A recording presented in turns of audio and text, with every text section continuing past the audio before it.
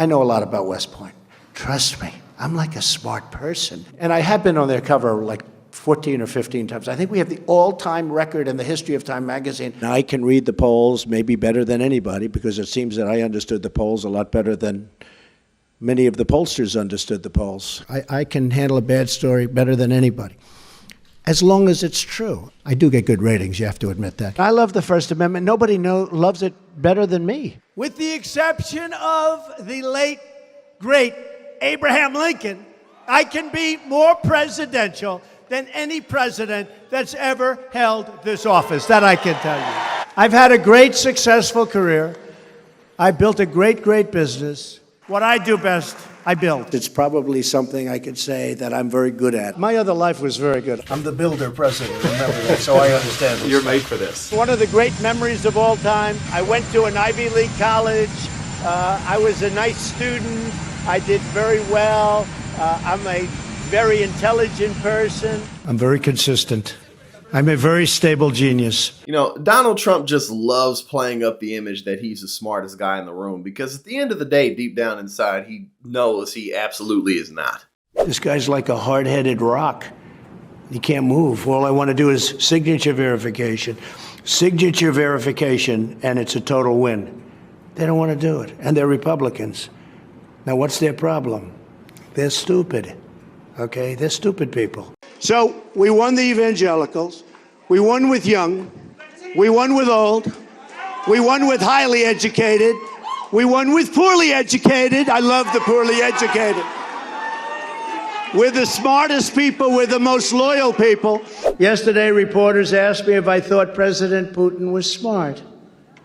I said, of course he's smart, to which I was greeted with, oh, that's such a terrible thing to say.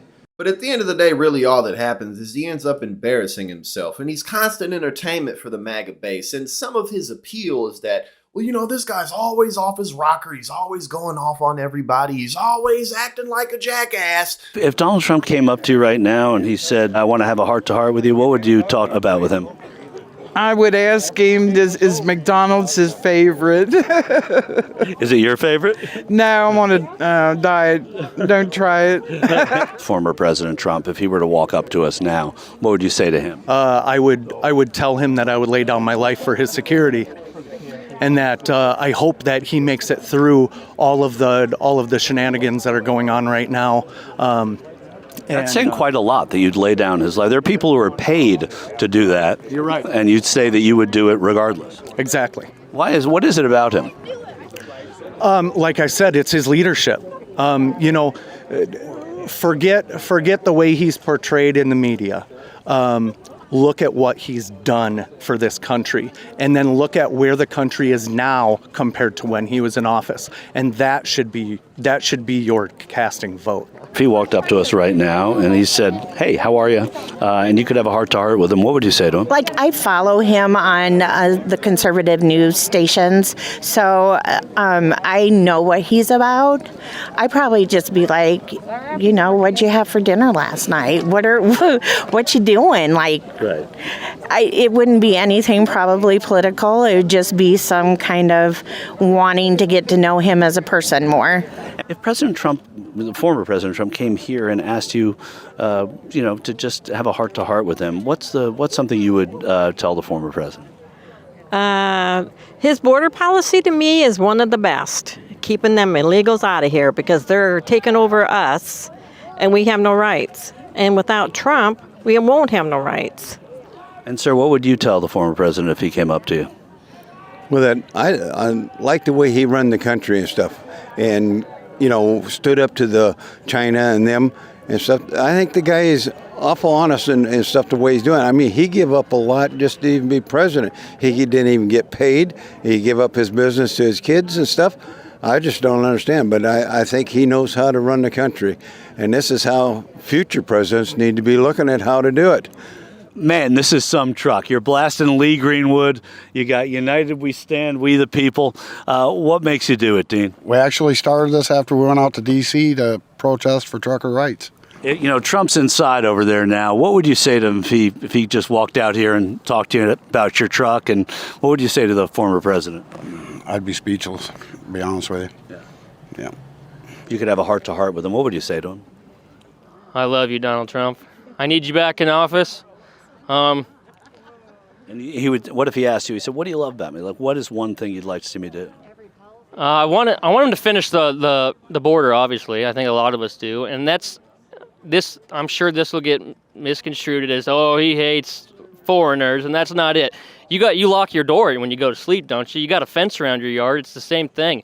It's the same thing as people that you got to go through a driver's license test to drive. You should take a test to come into my country. Like, you can't just let anybody in. Like, I'm actually scared. Let's go back to the Hamas thing. I'm genuinely scared that this could come back to our homeland, letting all these people in. And I look at the riots going on in the capital, Massachusetts, New York. How do we know they're not planning some inside 9/11 job? How do we know? We can't just let them come in here and do whatever they want. And then we're having a Trump rally and we get arrested. But they're free to do whatever they want. I'm here right now. We're not doing nothing wrong. You know what I mean? And that's how I feel a lot of people portray it. I mean, the wig. Well, I know it's a little messy right now. You're not doing anything wrong, except maybe that wig. The Secret Service needs to give me some pointers, man. That's true. They really let you go today. If Donald Trump came up to you, what would you say to him? Donald, I want to shake your hand and meet your family, and I want to thank you for all of the work that you have done for this country to keep it back the way it was. If President Trump walked up to you and you wanted to have a heart-to-heart with him right now, what would you say to him? I'd say I love him. Thank you for everything you've done. He's just a beautiful guy. I mean, look, listen, Donald Trump has so many ridiculous ideas. He says so many stupid things that you really can't keep up. I mean, off the top of my head, I got he was talking about injecting bleach or some type of house cleaner into your system or UV rays, like stuff like that. Nuking hurricanes, I guess, because the hurricanes, they spin in a clockwise direction, and then if you put a nuclear bomb in the middle of it, it will dissolve the particles and then make it go counterclockwise, and then the hurricane will disappear. I don't know. You know what I'm saying? I really don't know. I mean, what else has he said? This dude, he thinks that there's only a finite amount of energy in the human body, and that's why he doesn't exercise, because, if you work out too much, you'll deplete your energy. And I mean, maybe that's worked for him. The dude has managed to get up to almost 80 years old, surviving off nothing but McDonald's, Diet Coke, and hatred, and narcissism, and pettiness. Pettiness above everything else. But I mean, this guy is just the king of stupid. He doesn't know anything. You remember when he was getting interviewed with Axios, he was like, read the books. Just read the books. Like, I mean, look, listen, if nothing else, it's hilarious, but it's also frightening because the man may become president again. So let's do what we got to do.